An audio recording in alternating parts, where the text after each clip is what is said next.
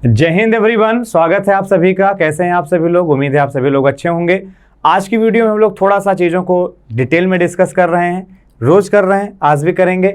आज मैंने वोकैब का थोड़ा एरिया नहीं लिया हुआ है, बाकी चीज़ों को कवर करने की कोशिश की है। आप लोगों की डिमांड थी कि थोड़ी चीज़ों को और FIB को और कवर कर दीजिए, नाउन के फंक्शन को कवर कर दीजिए, तो उन चीज़ों को और डिमांड में लेकर के मैंने वीडियो बनाई है। आइए, he said the government is writing letters. ये आपके सामने पहला ही क्वेश्चन नरेशन का है। पहला क्वेश्चन नरेशन का है। कुछ मत करिए, इज है तो उसको वाज करना होगा। आप उसको रोट नहीं कर पाओगे, विल नहीं कर पाओगे, इज नहीं कर पाओगे, वाज यहाँ है तो आपका ही राइट आंसर हो जाएगा। He said I have pass the examination. अगर यहाँ पे हैव है तो उसको हैड करना पड़ेगा, ना कि हैज, ना कि हैज। तो हैड है, हैड है। जब पास्ड है तो पास्ड रहेगा, वहां पे टू पास क्यों कर रहे हैं? तो आंसर विल बी योर ए।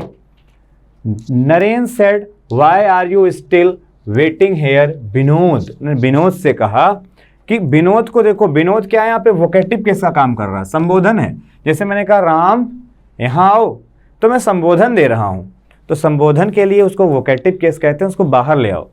तो नरेन आस्क्ड विनोद, विनोद विनोद बाहर ही है। चलो अब देखो, वाई और दैट दोनों एक साथ तो इस्तेमाल करोगे नहीं। जब वाई लिख दिया तो दैट की जरूरत है नहीं, वही वहां पर गलती थी, वही गलती यहाँ पर है।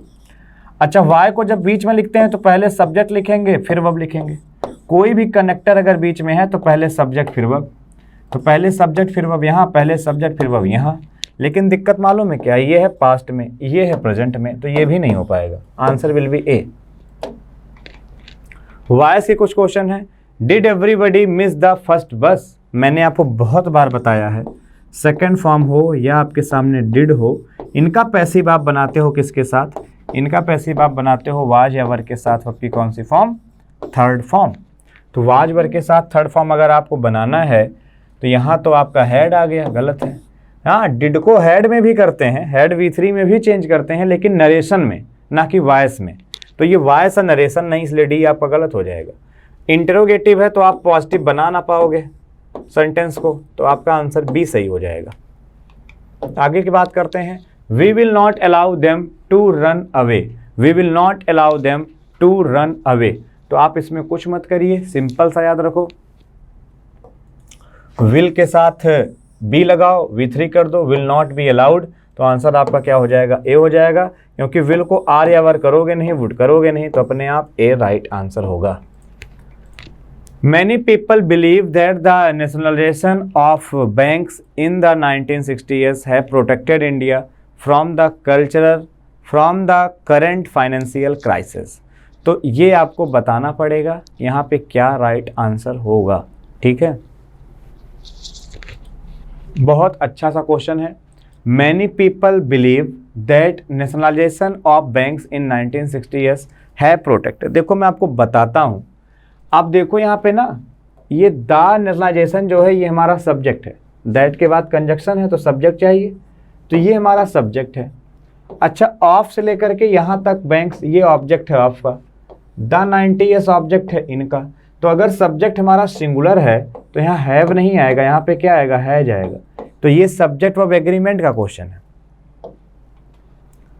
आगे आपके सामने लिखा हुआ है, If a hotel is very expensive, it doesn't mean that its service is best। तो आप ऐसे ध्यान रखना, if a hotel is very expensive, it does not mean that its services is best। तो आपको बस कुछ नहीं ध्यान रखना होगा, आपको ध्यान ऐसे रखना होगा कि जो होटल है उसके लिए तो आप इट्स लिख दोगे, चलो लिख दिया। सर्विसेज है उसकी, आपने सर्विसेज भी लिख दिया, इट्स सर्विसेज। तो बेस्ट आप देखो ना, तो कौन सी डिग्री है? सुपरलेटिव डिग्री है। तो आप सुपरलेटिव डिग्री को तो ऐसे यूज कर नहीं पाओगे, तो आप क्या लिखोगे? The best of all. तो आप सुपरलेटिव बनाओगे इज द बेस्ट। ठीक। He asked whether either of brothers were at home. तो आप ध्यान से देखो, आस्क्ड लगा दिया, वेदर लगा दिया। ये जो द ब्रदर्स है ये इस ऑफ का ऑब्जेक्ट है। ईदर का मतलब होता है या तो ये या तो ये। ईदर हमेशा किसी एक की बात करता है, तो एक की बात अगर वो करेगा तो यहाँ पर वर नहीं लिखोगे, यहाँ पे आप क्या लिखोगे? वाज लिखोगे, वाज एट होम। तो answer will be C. The prime minister as well as his secretary were. तो जब कभी आप एज वेल एज से जोड़ते हो तो एज वेल एज के बाद जो आप ये लिख रहे हो हिज सेक्रेटरी, इस इज एज वेल एज का क्या है, ऑब्जेक्ट है। तो प्राइम मिनिस्टर अगर आपका सब्जेक्ट है सिंगुलर, तो यहाँ पर वर मत लिखो, यहाँ पर लिखो वाज। ठीक है। हाँ, नेक्स्ट सैटरडे है आपका नाम, तो नाम के पहले हमेशा ऑन आता है, कोई भी दिन का नाम हो, दिन के नाम के पहले ऑन आता है। The company reports that the demand for their computers are growing every day, are growing every day. तो आप ऐसे ध्यान रखना, ग्रो तो एक ऐसी वर्ब है जो बताएगी कि काम दिन पर दिन बढ़ रहा है। आप ऐसे समझना है जो देयर आया हुआ, देयर, आप देयर से ये पूछो कि किस नाउन के लिए आए हो। देयर को आप सेंटेंस में किस नाउन के लिए इस्तेमाल कर रहे हो, बस आप ये पता करो। तो देयर को आप लिख रहे हो ना कंपनी के लिए, और कंपनी सिंगुलर। ठीक, तो अगर कंपनी सिंगुलर है, द कंपनी रिपोर्ट्स, रिपोर्ट यहाँ पे वर्ब है, द कंपनी ने रिपोर्ट किया कि that the demand of their computers, know the demand of its computers. Singular के लिए देयर नहीं, सिंगुलर के लिए लिखा जाता है इट्स कंप्यूटर। तो यहाँ पे आप क्या लिखोगे, इट्स लिखोगे। Next is we need peace in our state, abstract noun क्या है। तो आपको बता दूं ये नीड है, ये तो वर्ब है, स्टेट आपका कॉमन नाउन है, आवर आपका पजेसिव है, तो ये पीस आपका होगा abstract noun, answer will be B. Next is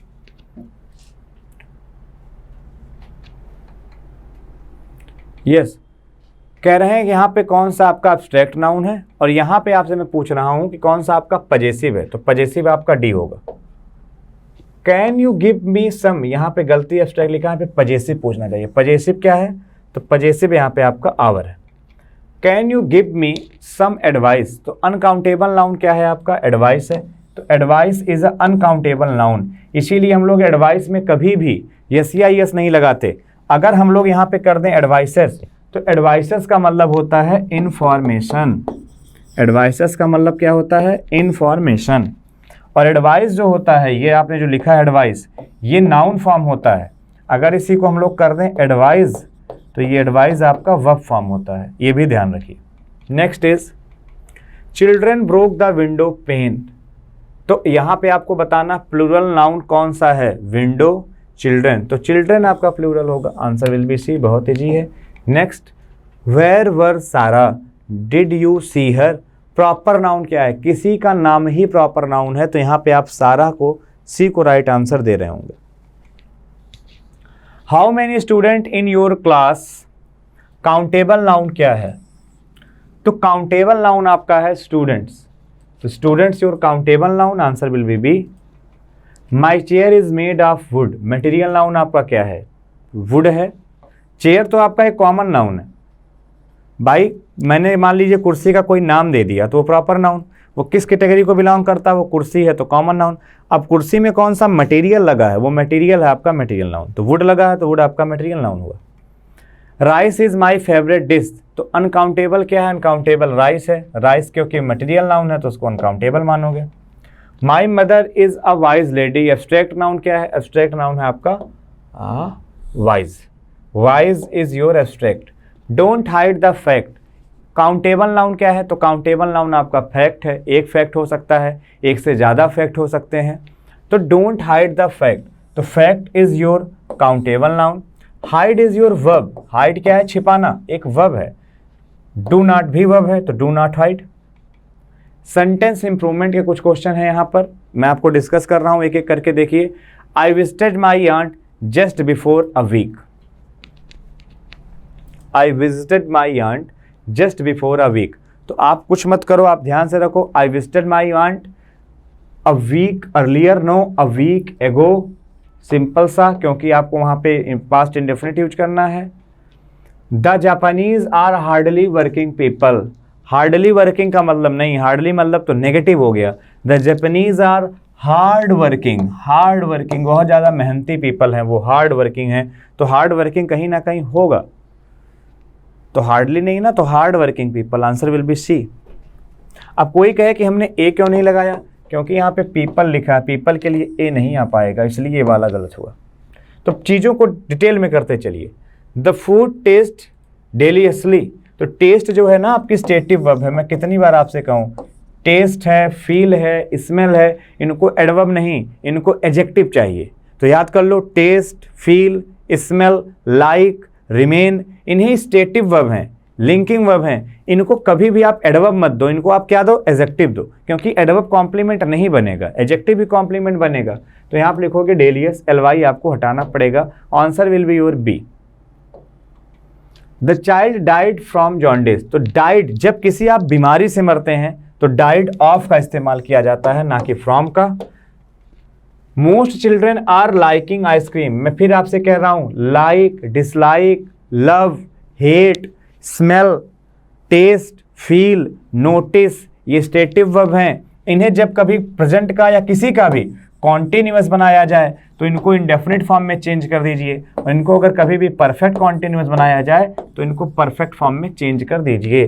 तो आर लाइकिंग नहीं, यहाँ लिखना पड़ेगा like. Answer is your B. Both the mother in laws. देखिए, जब कभी भी आपको प्लूरल बनाना हुआ करे तो इन लॉ जो होगी प्रीपोजिशनल फ्रेज है जो एडजेक्टिव का काम करेगी। मदर किससे रिलेटेड है, बोले इन लॉ से रिलेटेड है, तो एडजेक्टिव में एस या एस नहीं लगेगा, यस या एस तो इस मदर में लगेगा, इसको करना पड़ेगा मदर्स।